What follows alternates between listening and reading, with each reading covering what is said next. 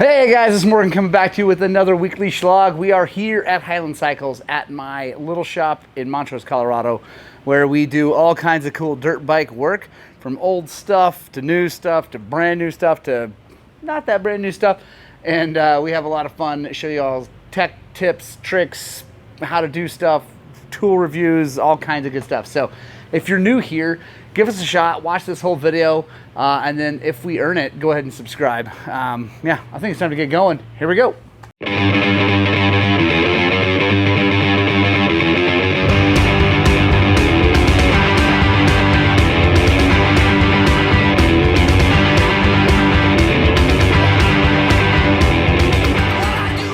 All right, first on the lift is this 250XCW. It has a Rekluse that needs to be adjusted and a few other things. I'm looking for the work order here. But we're starting with the Rekluse. Now this is an older style Rekluse. I don't know what year exactly the Rekluse is. It's got a left-hand rear brake on it. Got to make sure that works. And then if we need to adjust it, which he says we do, we'll see. We're gonna have to do it the old school way, which you guys might be interested to see. The new style comes with a slave cylinder that has an adjuster on it. This does not. This is the old style with the stock slave cylinder, and there's an adjustment on the pressure plate over there. So let's fire this thing up and see if the adjustment's close or what we need to do, and then we'll go from there.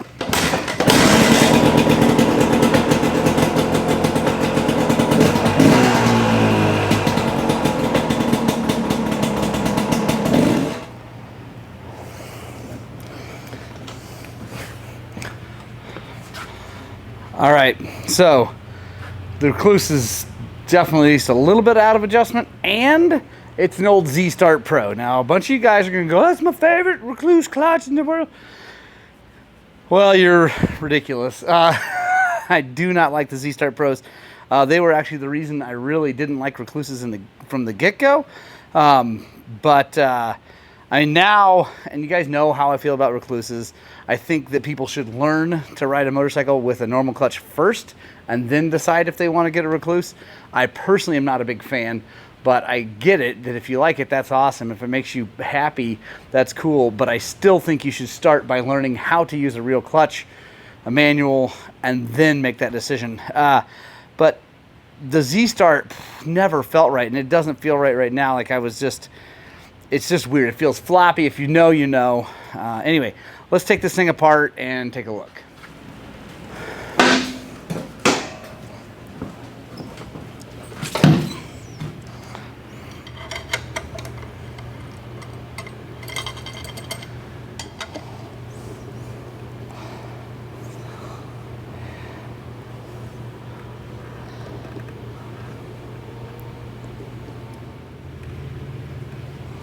All right, guys, let me show you something, how this works with the Z-Start.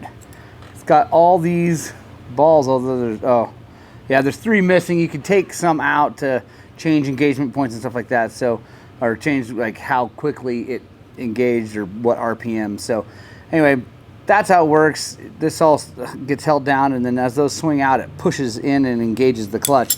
Right now, the clutch is engaging too early, and I don't really remember how to adjust these. All right, guys, so there is no normal way to adjust the installed gap on this. There's nothing I can find is allowing me to do that. So I don't know. It should work. Like normally they come with a thicker or a thinner steel drive, like one of the steel drive plates to adjust it on the Z-Start. I forgot about that. There's no just way to adjust it. So I think what we're going to do is I'm going to put this all back together, and then I'm going to check to make sure the clutch has enough fluid in it. I didn't check that. It felt like it did, but maybe there's some air trapped in there. Maybe that's what's causing it to die. I will check that, make sure that's good, and then after that, I'm not sure.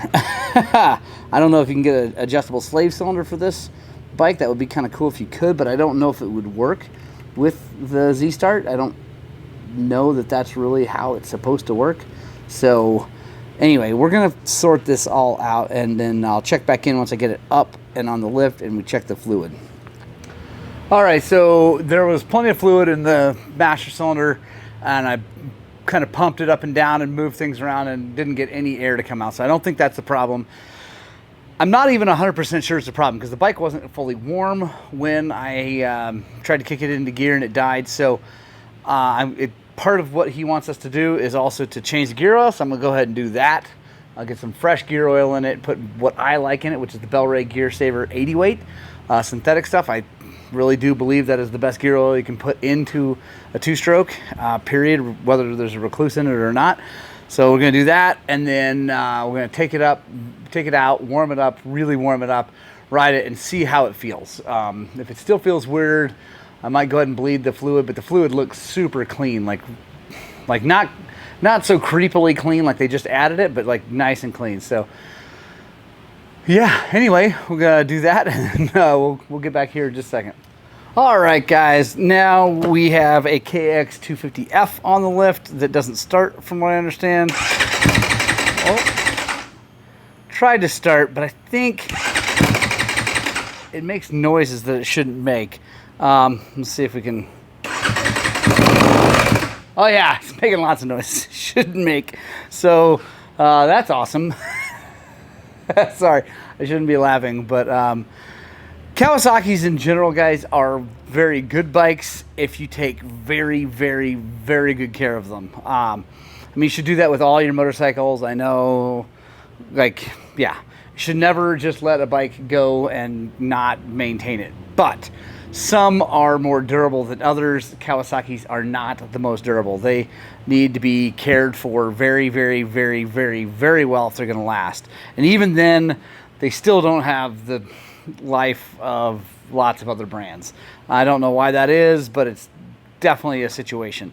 So we got another KX 250F over there that has valves that we got to replace. So it's a thing that happens. This one's making lots of noise, so this should be a lot of fun to dive into. So I'll get the seat and tank off, and then we'll take a look inside there. All right, guys, we got the top off.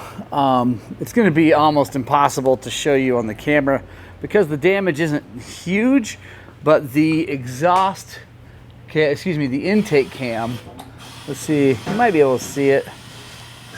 Here, hang on, let me get in there tight.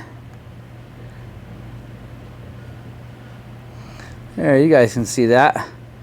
See those little marks on there, and the fact it's kind of rough going across it? That's not good. That is not what you want out of a cam lobe. So that's no good. And then after getting it to fire up and it making that noise and talking to the owner, I'm sure the crankshaft is no good. So it needs a full rebuild. We're gonna price that out. This is gonna be crazy expensive. But to figure out maybe what happened, I was trying to figure out, what's going on. I took the air filter out, and first of all, you can see it's not really done right. See, that is almost off. That's kind of on its home. That one's not on its home, and you can see where the edge of the air box, it wasn't lined up. So it wasn't actually lined up. It wasn't sealing, and again, it's pretty hard to tell on the camera, but there's definitely dirt in there on the wrong side of things. So sucks. And honestly, this one I'm gonna put a little bit to blame on Kawasaki. Now, it's definitely the owner's responsibility to make sure that the air filter is sealed 100%. You gotta take responsibility for your actions, all that stuff. I get it. But as a manufacturer, if I want my motorcycles to last a long time, the one thing I'm gonna make the two things that I'm gonna make very, very easy to deal with are air filters and oil changes. Because it doesn't make any sense to make that hard, because all you're doing is setting your customers up to fail. So that sucks. It's just the airbox sucks to get into. It's like really hard. Yes, it's dirty, but they're all dirty on the outside. They just don't want to be dirty on the inside. So that's a bummer. Yeah, we'll get a quote together, guys. And this thing's only like a year and a half old, and that sucks. All right, guys. So next on the lift is actually Richard. Dr. Richard Cologne is here helping us out We've got a couple Beta 200s, both the same bikes. Well, they started out the same bikes. That's a 21. Is that 21? Do you know? 21. This is a 23, owned by a friend of ours, and he is swapping some stuff off. And right now, Richard is putting a Kickstarter in there because Beta is fortunately smart enough to allow you to put a Kickstarter into your motorcycle, unlike all the other brands, mine included KTM. Like, serious? Anyway, whatever. I know, it's super annoying. But yeah, what else did you do today, Richard? Well, so far we did a lot of part swapping. We changed bars, lower bend, bar mounts, ARC levers, steering stabilizer. We put a Arcade Tech insert head from Kelsey, and yeah, new plugs and just going through it. Guarding it up, rotor guard, disc guard. Going to be doing some moose balls after we talk to Lance about, we're going to try to talk him out of these tires because they're terrible, the stock tires. The upside of these tires is that they're DOT legal, and if you wanted to get your, here in Colorado, it's nice because you just go get a license plate and then you take these tires off. Like instantly. Yeah. But just keep a spare wheel set. Yeah, but so we're trying to get a hold of Lance. He's actually out riding right now with some buddies, so we're trying to get a hold of him, see if we can talk him into some actual tires, which would be cool. But yeah, and he bought this because that one's super cool. It's got Olin's front and rear and a bunch of really cool stuff, but he wanted to try a brand new bike with KYB front and rear. We're going to be valving that with TBT stuff here soon. I'm pretty excited about that. But also, new bikes are always cool. And he bought that one used, and so. Yeah, Spanish fly, spark arrestor. Oh yeah, we got a Spanish fly, and you guys stick around because we're going to be cutting this down because these silencers are way too long, and they're nice and quiet, but they're almost like a little too quiet. So we're going to be chopping that thing down and putting the Spanish fly in there and making it awesome. Straight down the middle. Yeah, we're just go right. We're just going to have one hole to mount it up. It's going to be super short. It'll be like an 85. Spec legal. And if you guys haven't seen it, actually this is not a bad time to take a look. This is how the clutch works on the 200. If you haven't watched our other video, that is the slave cylinder in the cover, and then it pushes, it's interesting, it pushes in to disengage. So it goes in on these to disengage the clutch, and then they come back out. So it's basically backwards of every clutch on Earth. But it's not a bad thing. It's just different. They just run it differently. It's kind of a weird setup. I don't know. I can't figure out why exactly. I think it's because of room in the motor. It's a small motor, right? So they don't have room for the slave cylinder on the other side because the counter shaft is kind of close to, anyway. So it's just a matter of engineering it to work right. Yeah. And there's nothing wrong with this. It's just different. Also, they are the little loud ones, and I'm going to show Richard what we figured out how to make this thing quiet. Because it wasn't, I didn't figure it out, someone else did, but we're going to drill some holes in the inner hub, which again is backwards from an inner hub on a normal thing to help more oil flow through the plates and make it quieter. So that's what's going down. Oh, and Sheetsy Poo, actually I got to show you guys something from Mr. Sheetsy Poo over here. First of all, everybody, Zach Sheets is leaving for the National Guard September 11th, and we're going to be missing him. Well, when I say missing, it's no, we're totally going to be missing Zach, but we're proud of him. He's going to be serving the country, and that's really cool. I'm very proud of him for doing that. But where's your new part? He's got a new part for the W that I'll probably show you. The Mako 350 SX. Huge thank you to Lance and Lisa and all the girls there at XC Gear. My favorite part is that, and it's not so much that it's Angry Zach, but that it's misspelled Zach. Because it's going to make him more angry every time he sees it. But yeah, got the SX. What did I get? Yo-yo. Purple polymers, orange thing, because he's getting old. We want his arms to stay nice and happy. So it's a kind of a cushy setup. But yeah, thank you, Lance and Lisa, for that. I very much appreciate it.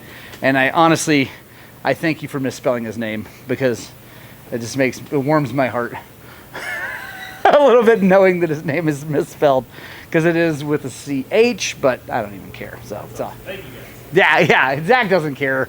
It's a freaking Mako 360, so who cares what it says on it? I'm super happy about that. And finishing up with the cross trainer.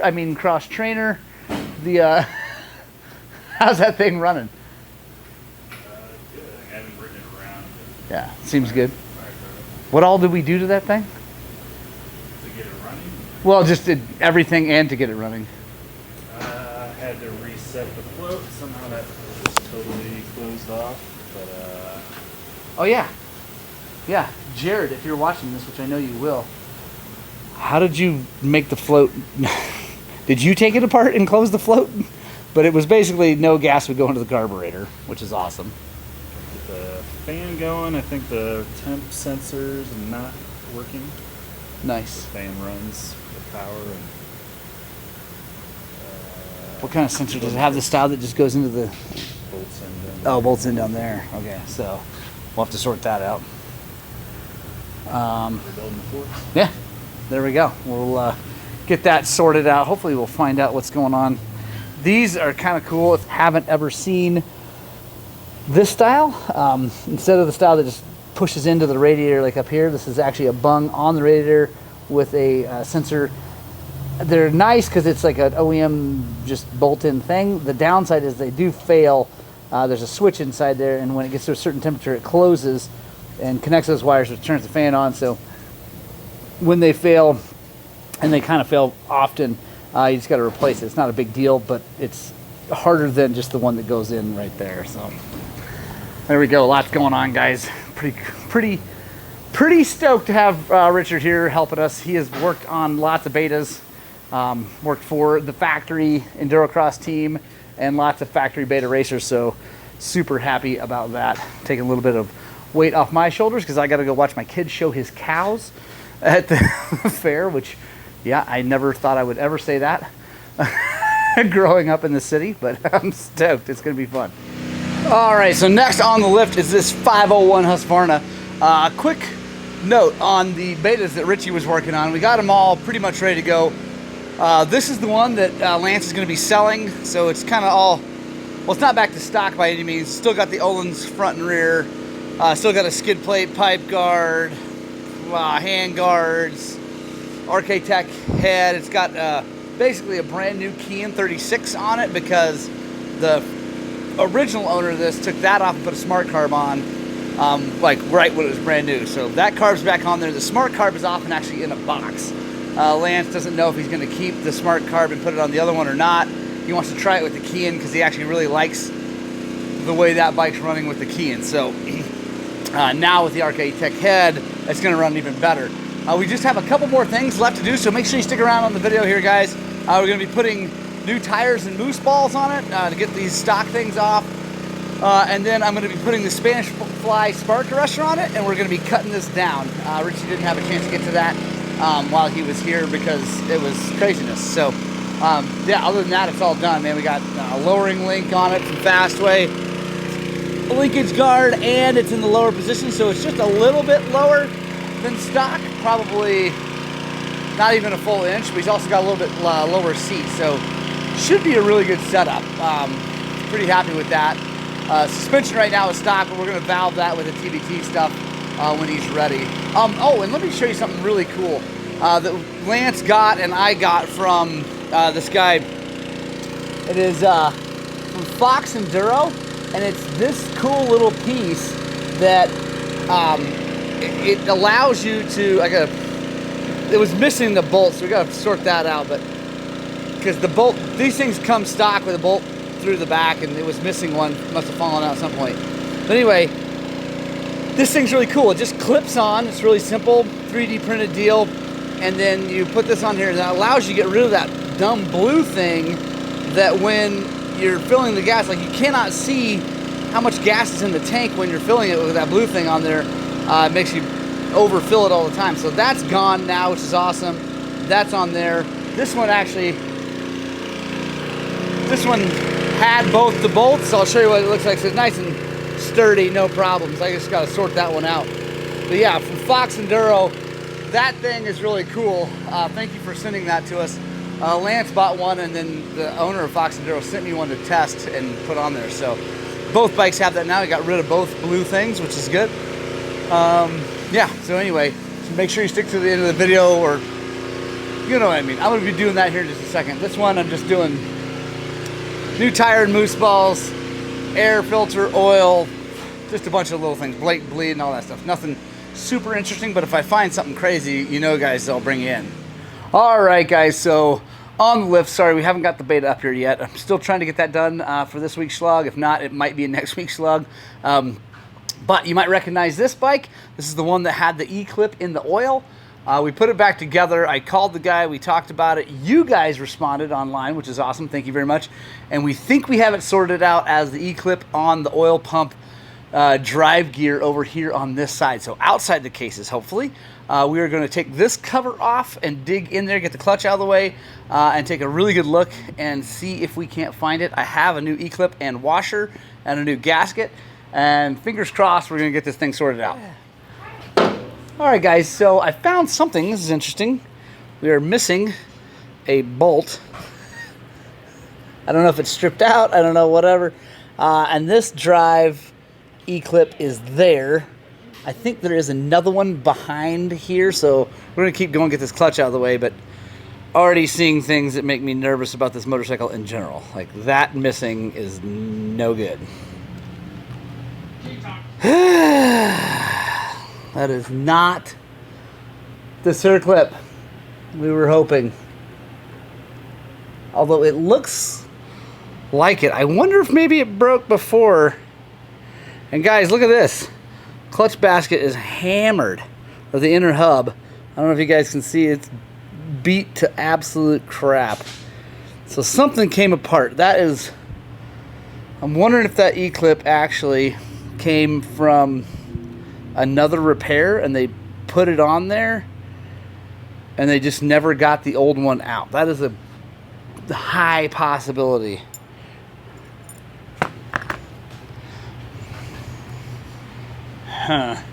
So is that right there is the E-clip in question. Now let's see, I bet it is, yeah, is the same size as that. That washer is the same size as that. My guess is that that is what's going on. And then I probably had something to do with how jacked up. That's broken.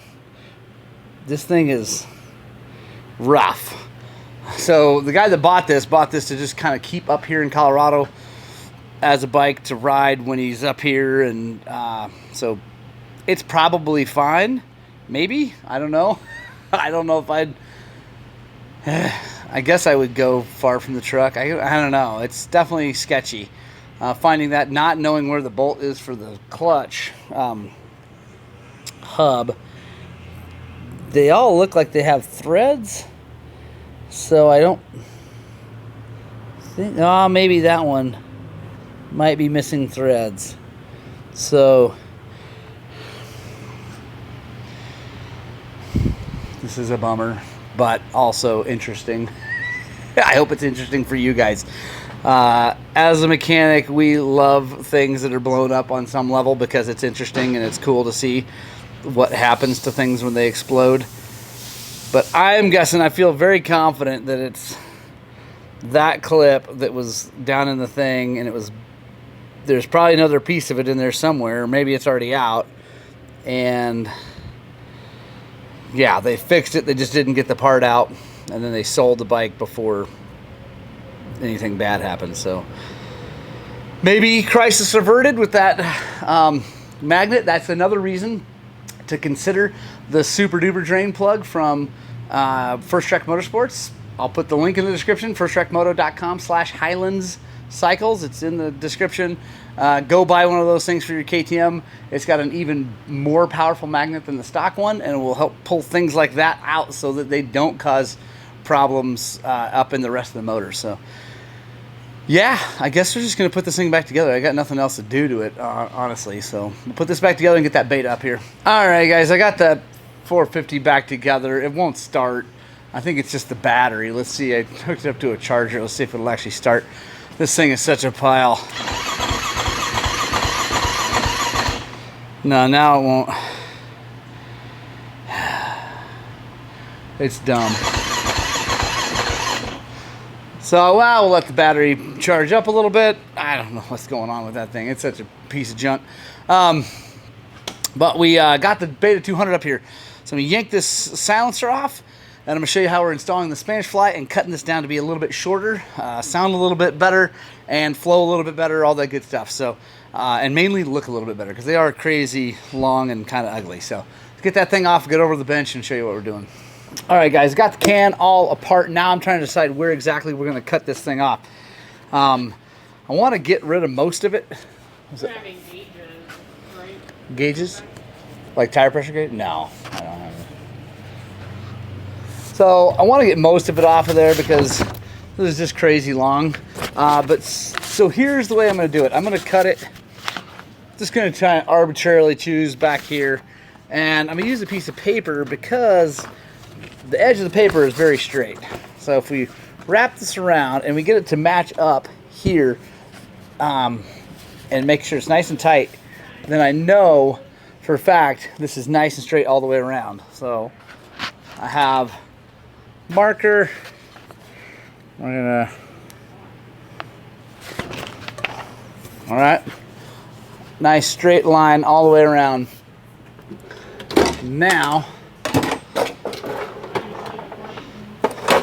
got arrestor. I'm gonna chop this up. I'm gonna go boop, nice and straight through. When we're done, we'll make sure we get it nice and straight. I got a Zach's sanding belt to make it look really nice.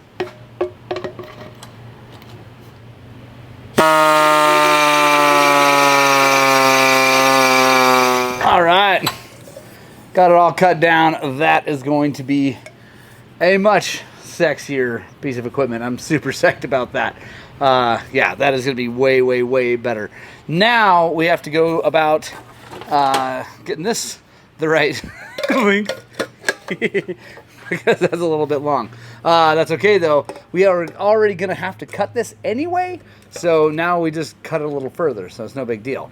Now we're going to install the press nuts and stuff on here. I'm already showed that on another video, so we get that done and then we'll cut this down and we'll install the Spanish fly. All right, guys, we got it all shortened up. That thing looks sexy. Let's hear how it sounds.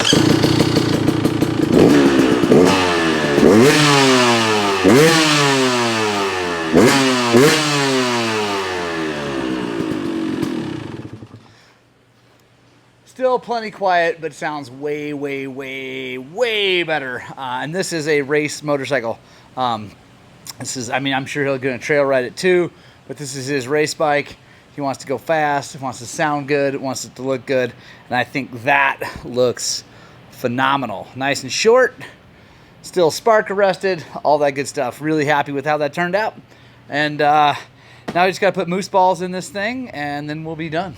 All right, guys, there we go. We got her all ready to rock and roll. Beautiful new shoes. We've got a VX40 up front, the JX8 out rear, moose balls front and rear. Everything is done with this bike. This thing is ready to go racing. I'm so excited. Cannot wait for Lance to get it and go ride it. He's going to be so, so happy. Thank you guys so much for joining me for this week's Shlog. I really appreciate it. If you're new here and this is the first time you've ever watched anything, make sure you go check out the rest of the channel. If you think that we've earned it, please give us a subscribe, a thumbs up, share this with a friend. Trying to grow this into the biggest dirt bike channel on YouTube. I think we've got a chance. I think we're pretty good at it. Let me know in the comments below what you think. Punk Rock Club, I love you the most. Yeah, I hope you guys get out, spread the gospel, two wheels, and as always, I hope that what we're doing here at Highland Cycles is inspiring you guys to work on, but way more importantly, get out and ride your dirt bikes!